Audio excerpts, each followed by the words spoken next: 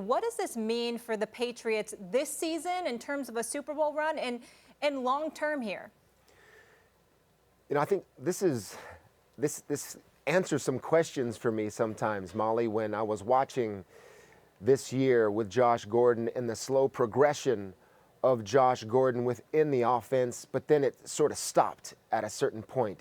So I'm saying to myself, where are the targets? Get him some more, get him some more. It's almost like, well, they knew that this was definitely possibly something that could happen, and it would be one day, boom, he's gone.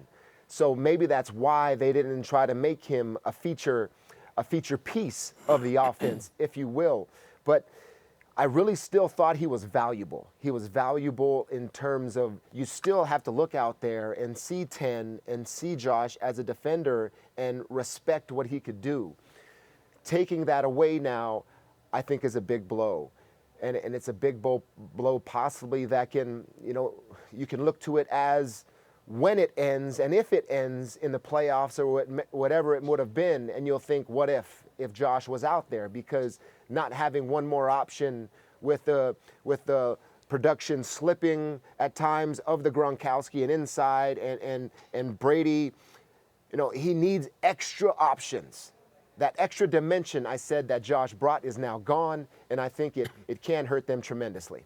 When I think of the best owners and GMs and executives and coaches in sports, they take calculated risks, calculated gambles.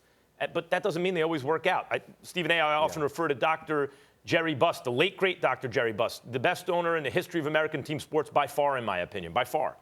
And he took a lot of calculated risks. That means the odds were stacked in his favor, but there was a downside, and frequently it worked out for him. And Belichick does the same thing. Belichick takes calculated risks. So I believe before the season started, he thought Brady was in decline. He tried to trade Gronk. He knew that wasn't there anymore. And he's trying to make lemonade out of lemons. They're not the worst lemons ever. They're still a decent team, but he's trying to. So he sees Josh Gordon. Why does Josh Gordon, who, by the way, before Odell Beckham Jr., when was the last time we saw a rookie wideout like Josh Gordon? He was a phenom. When we think of Odell and Antonio Brown and Julio Jones, I don't think of any of those guys. Like, Josh Gordon's in that category of talent, and yet you got him for nothing? That doesn't mean it's going to work out. Belichick's the one who goes, yeah, I'll take that guy. I'll take a risk. It was a smart risk to take. Josh Gordon, as you saw, most receiving yards, hadn't even really gotten the hang of things, is dealing with issues, still had the most receiving yards on the team, in the last several weeks. And yet, ultimately, it didn't work out for Belichick. If it worked out every time, there'd be no risk involved. You wouldn't be in a position to pick up Josh Gordon in the first place. Patriots, I thought, were in trouble before the season. They're in bigger trouble now. I don't think they're in trouble. I think they're done. And I don't think you hear that said about the New England Patriots very often, particularly in the Brady-Belichick era, particularly when you were on the defensive side of the ball, Teddy, playing for them. It's over, sir. And it's over not because of just Josh Gordon. It's over because Rob Gronkowski ain't the same. It's over because the multitude of weapons that Brady may have had at his disposal, albeit not big name guys, that doesn't appear to be the case. Now, if you want to make the argument that I could be wrong because we're talking about Bill Belichick here who can find a diamond in the rough better than anybody, okay, I'll stand corrected at the moment that transpires. If some guy comes out of nowhere and he steps out onto the field and Brady's got him looking all world, so be it. But I'm talking about the roster that we've seen them assemble, the individuals that we've seen them put on the field on the offensive side of the football.